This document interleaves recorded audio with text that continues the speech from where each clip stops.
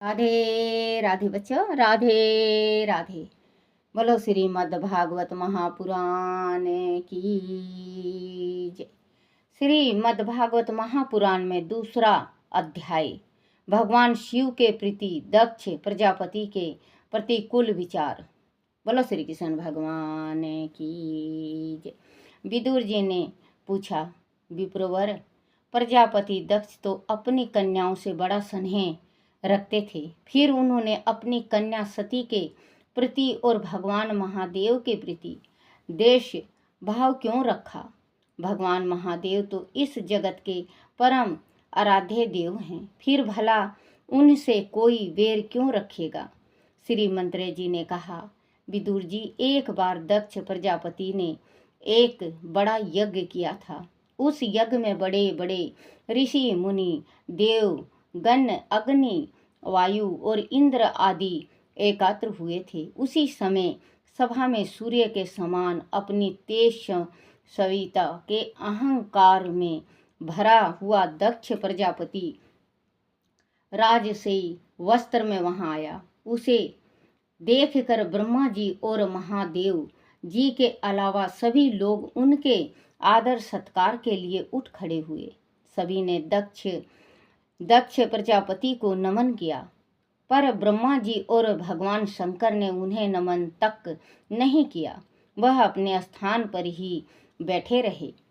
दक्ष प्रजापति अपने पिता ब्रह्मा जी का बड़ा सम्मान करता था, परंतु जैसे ही उनकी दृष्टि महादेव पर पड़ी, उनके मन में रोष उत्पन्न हो गया। सभी से सम्मान प्राप्त कर वह अपने आसन पर बैठ गया। महादेव का उसे नमन तक न करना खल गया। बच्चों, जिसको सम्मान मिलता है ना, अगर एक जना भी सम्मान ना दे तो तिल मिला जाता है। तिल मिलाने के बाद वो उसके जबान से गलत ही निकलेगा, दुर्वचन ही निकलेगा। जैसे अभी दक्ष ने देखा, चलो ब्रह्मा तो मेरे पिता हैं, लेकिन ये तो मेरे जमाई हैं, मेरे जमाता हैं। इन्होंने पैर क्यों नहीं छुआ मेरा? क्यों नहीं नमस्कार किया? क्यों नहीं खड़े हुए? बस मैं, और जिसके शरीर में मैं आ जाता है अहंकार, उसका जीवन तबाह हो जाता है। इस धरती पे आप पढ़ते भी हो और सुने भी हो, और आगे तक चलेगा, जब तक सृष्टि रहेगी जब तक चलेगा। रावण ने अभिमान किया, रावण का लंका सोने का था, भस्म हो गया ना बच्चों। अभिमान किसी का नहीं होता। दक्ष ने अभिमान किया, दक्ष का गर्दन ही कट गया, बकरे का गर्दन लगा। इस संसार में बहुतों ने अभिमान किया, सबका परमात्मा अभिमान को मिट्टी में मिला दिया। अहंकार किसी का नहीं रहता। अहंकार तो कभी करना ही नहीं चाहिए। बच्चों, जिस टाइम माँ के गर्भ से हर एक इंसान, मैं आप नहीं, इस सृष्टि का रचिता है ईश्वर, जो भी इस सृष्टि में आया है वो खाली ही आया है ना बच्चों, बिल्कुल खाली। तन में कपड़ा तक नहीं होता, और जिस टाइम जाता है उस टाइम भी बिल्कुल खाली जाता है, और तन में कपड़ा तक नहीं होता। चाहे आप मलमल का कपड़ा उसे कफन उठा दो, सारा जो शमशान घाट का वो होता है वो उतार लेता है। चंडाल उतार लेगा सारा कपड़ा। नंगा आया नंगा जाया, नंगा आया नंगा जाएगा। क्या लेके तू आया रे बंदा, क्या लेके तू जाएगा? इस संसार में आया था नंगा, नंगा ही तू जाएगा। हाथ की मुट्ठी ही तेरे साथ जाएगी। जो आपने दान कर दिया, जो आपने पुण्य कर दिया, जो आपने भक्ति कर ली, जो आत्मा से श्रद्धा हो गया पितरों का, वो आपका। और जो आपने खा लिया, जो बचा के अपने पीछे रख दिया, वो दूसरों का। जो खाया वो गया, जो रखा वो दूसरों का। तो बच्चों, क्यों किसके वास्ते? आप जिस टाइम आए थे आपके साथ था कोई? एक माँ जो इस दुनिया में लाने वाली है, माँ और बाप। क्योंकि धरती बिना फसल नहीं होता और बीज बिना गेहूं नहीं होता। धरती बिना कुछ बोया नहीं जाता और बो के फिर कुछ निकलता नहीं तो कुछ काटा भी नहीं जाता। बोओगे जैसा बोओगे वैसा काटोगे। तो बच्चों कहते हैं कभी किसी चीज का अभिमान नहीं करना चाहिए।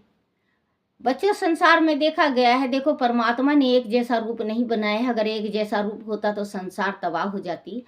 हर एक का नेचर, हर एक का स्वभाव, हर एक का आत्मा, हर एक का दिल अलग होता है, हर एक का शकल अलग अलग होता है। कोई काना है, कोई गूंगा है, कोई बहरा है, कोई किसी की दांत बड़े बड़े हैं, किसी का जीभ नहीं है, किसी तोतला बोलता है।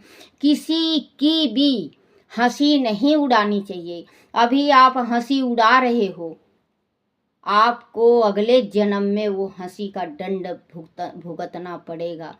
इस संसार में जो कुछ भी करता है वो हमें भोगना ही भोगना पड़ता है, आज नहीं तो काल। क्योंकि ये सृष्टि का नियम है, सृष्टि का नियम है, हर एक के वास्ते लागू है। श्री राम जी हुए उनके वास्ते भी लागू था, कृष्ण हुए उनके वास्ते भी लागू हुआ। अब आप देख लो शंकर भगवान हुए उनके वास्ते भी लागू हुआ। शंकर भगवान की प्रिय सती आत्मदाह करके पूर्ण हो गई थी। ये अपने पिता के अपमान से, अपने पति का अपमान बर्दाश्त नहीं कर सकी। उनकी दृष्टि महादेव पर पड़ी भी है और निर्गिन भी है। इसे